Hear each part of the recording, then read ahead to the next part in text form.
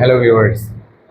இந்தியாவில் மட்டும்தான் வந்து நம்ம முதலாளிகளும் வேலைக்குன்னு போயிட்டா நம்ம என்ன வேணால் தேடலாம், நம்ம ஆமாங்க வீட்டு கஷ்டம் அப்படின்ட்டு நம்ம எல்லாத்தையும் சகிச்சுட்டு போகிறதெல்லாம். அது ஆணாக இருந்தாலும் சரி, பெண்ணாக இருந்தாலும் சரி, அவங்க கமிட்மெண்ட்ஸாக ஆமாம் நம்ம சகிச்சுட்டு போகிறோம்னு சொல்லலாம்.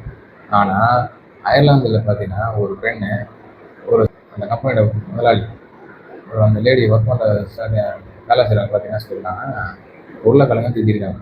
உருளைக்கிழங்குன்னு ஒரு வார்த்தை நான் சொல்ல திட்டதுக்காக என்னை வந்து ஏன் ரீதியாக நீ திட்டிருக்க அப்படின்ட்டு கோர்ட்டில் கேஸ் போட்டு 1 லட்சம் 2 லட்சம் இல்லை 29 லட்சம் பேர் கோர்ட்டில் வந்து இழப்பீடு கேட்டிருக்காங்க. நாங்கள் வந்து இதை அசிங்கப்படுத்துறாங்க, நான் வீட்டு கஷ்டத்துக்காக வேலையும் விட முடியாமல் அவங்க திட்டத்திட்டம் டெய்லியும் வாங்கிட்டு வேலை செஞ்சுட்டு இருக்கேன்னு காரணத்துக்காக என்னை இந்த மாதிரிலாம் ஈடுபடுத்திட்டு இருக்காங்க. இதுக்கான வந்து கோர்ட்டில் பாருங்கன்ட்டு 29 லட்சம் கேஸ் போட்டுருவாங்க. நம்ம நாள் நடக்குமா? நம்ம அப்படி சொல்லிட்டாலும் சரி, ஏன் மோலை ஸ்ட்ரைக் பண்ணாலும் சரி, நம்ம திட்டு வாங்கினாலும் சரி, ஜென்ஸும் சரி லேடிஸும் சரி திட்டு வாங்கி செஞ்சாங்க. இதாங்க நம்ம கோர்ட்டுக்கும் நம்ம சட்டத்துக்கும் சட்டத்துக்கும் வெளிநாட்டில் சட்டத்துக்கும் வித்தியாசம். இதை பற்றி உங்கள் ஒப்பீனியன் கமெண்ட்ஸில் போடுங்க. சோயில் அப்டேட் சேனல் சப்ஸ்கிரைப் பண்ணுங்கள், லைக் பண்ணுங்கள். Bye by.